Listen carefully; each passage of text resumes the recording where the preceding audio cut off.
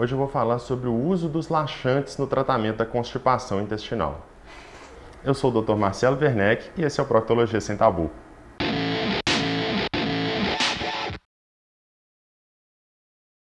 O uso de laxantes no tratamento do intestino preso ou da constipação intestinal é um assunto cercado de toda uma mitologia. Então vamos abordar esse assunto hoje no Proctologia Sem Tabu. Primeiramente, o tratamento da constipação envolve algumas alterações no estilo de vida, como eu já fiz um vídeo sobre isso. Primeiramente, a alimentação, atividade física, a posição durante a evacuação, entre outros fatores. Mas digamos que isso aí não foi suficiente ou a pessoa tem alguma limitação para fazer isso aí. Por exemplo, pessoas que têm limitação com a prática de atividade física ou com a alimentação.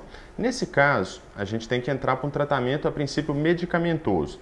E quais são os medicamentos que a gente usa? Inicialmente, a gente pode fazer uma suplementação de fibras. Nós temos hoje diversas fibras no mercado que são suplementos. São sachês, às vezes comprimidos, tem até versões em bala que a pessoa vai chupar ou ela vai comer junto com a alimentação ou tomar em algum líquido. Esses suplementos, então, eles vão atuar de forma conjunta com a alimentação, ou seja, suplementar. Então a pessoa tem que alimentar, ingerir fibra, tomar líquido e vai acrescentar essas fibras. A fibra para o tratamento da constipação tem uma característica muito importante, tem que ser associada ao líquido. Fibra sem líquido, ela pode ter o efeito até oposto, piorar a constipação.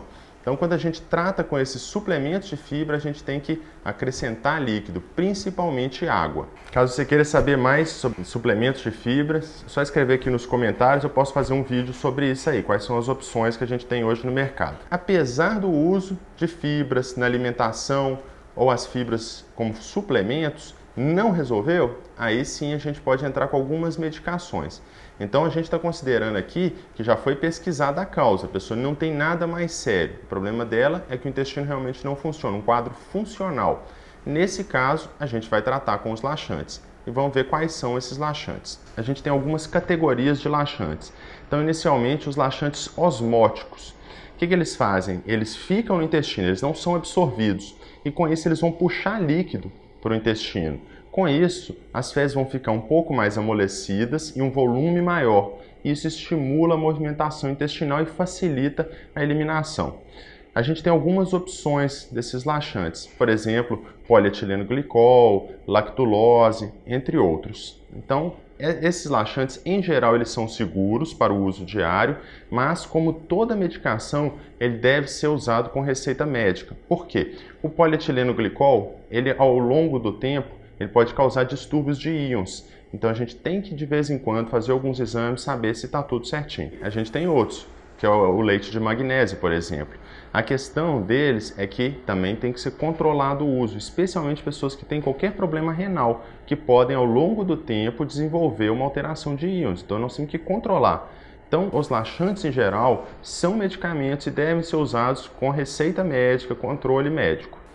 Além desses laxantes, então agora a gente vai entrar numa outra categoria que é muito comum, até mais comum de as pessoas usarem de forma livre, mas não deveria, que são os laxantes irritativos. Eles chegam no intestino, eles vão causar uma irritação e isso estimula o intestino a funcionar.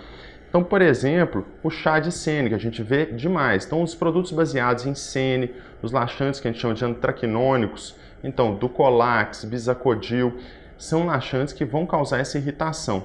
A longo prazo, eles podem causar um quadro que chama pseudomelanose coli ou melanose coli. Vai alterando a cor do intestino. O intestino vai ficando com uma cor mais acastanhada, amarronzada ou até preto.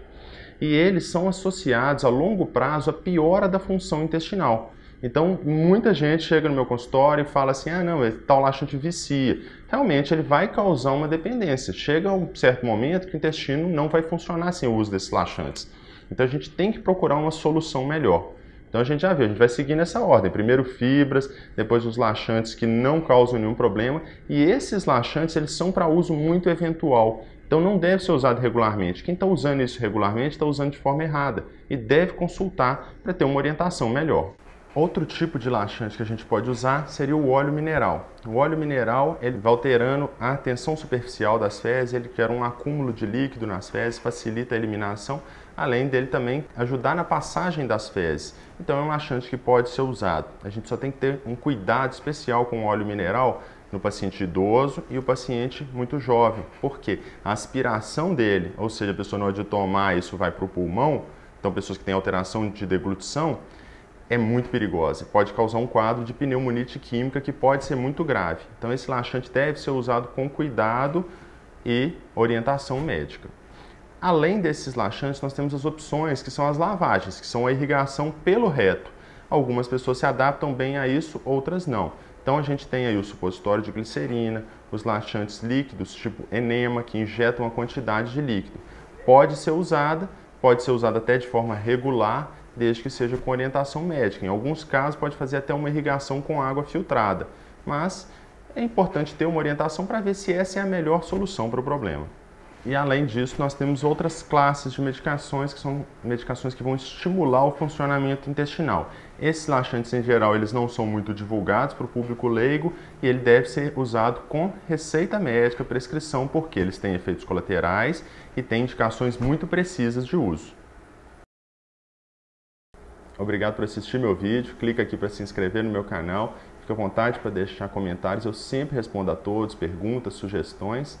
Esse é o Proctologia Sem Tabu e até a próxima.